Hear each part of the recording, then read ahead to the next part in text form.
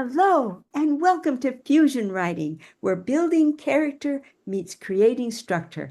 Today, we are enjoying the beginning of our writing week. It's so much fun when we apply the lessons that we've learned in the 3 previous weeks, 2 weeks when we covered our story development, and a week when we talked about our Zettelkasten. So now it's writing week, and we have a great week ahead planned for you.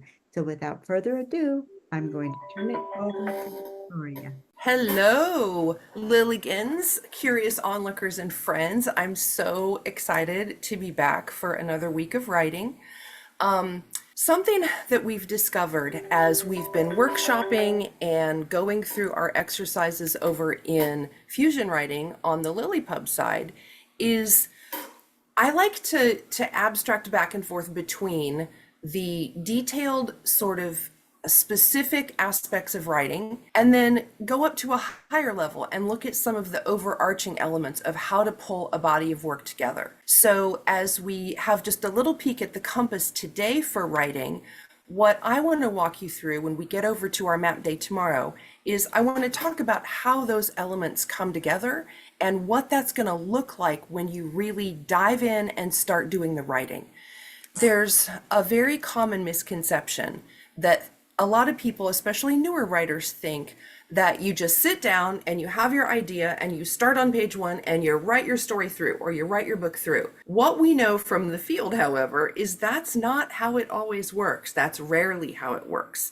So we're going to approach a little bit of that when we get over to the map tomorrow and just take a higher level look at those processes and hopefully give you some tips and tricks to navigate through. So that's what's coming on the map tomorrow, but I will throw you back over to Kathleen for her compass.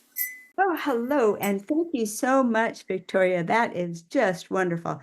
Well, this week on the compass, I'd like to always pull together the character traits that we've studied and see how we can either give one trait to one character and another to another, or whether we can give conflicting character traits to a specific character and see how does he resolve them. Well, this past period of unit, we've been talking about self-assessment and courage, very different topics. Our self-assessment topic has to do with, can our character understand what in their life was a gift or something that was not their doing? Maybe it wasn't so much of a gift, it was a dump more than a gift, but that which came to them without their bidding or doing, and that which came about out of their own behavior and their own history. And then the other element that we've been talking about was courage. How does our character stand up to the outside world and to the challenges of the outside world? So today in the compass, I'm going to get you just thinking about a character element.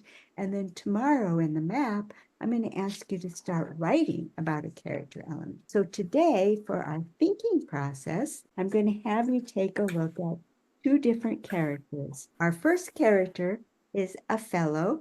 He's the boss in this scenario, and he's not capable of seeing how his behavior creates problems in the office.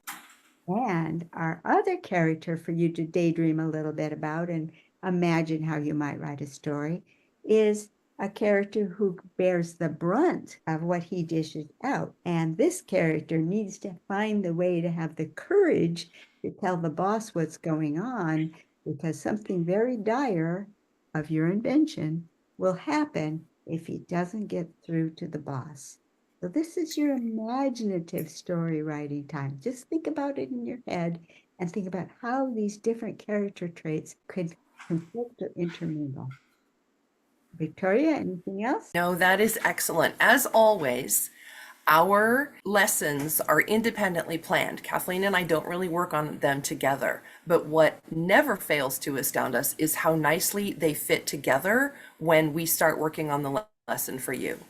So if you're thinking about the character traits and the situations that she's lined out for you, I want you to ask yourself an additional question, which is, when you think about this character and their actions, what does it mean? Because that's part of what we'll be talking about tomorrow when we talk about writing your story or writing your character. So, with that, I will see you all tomorrow when we dig into the map and get some writing done. Bye bye. See ya.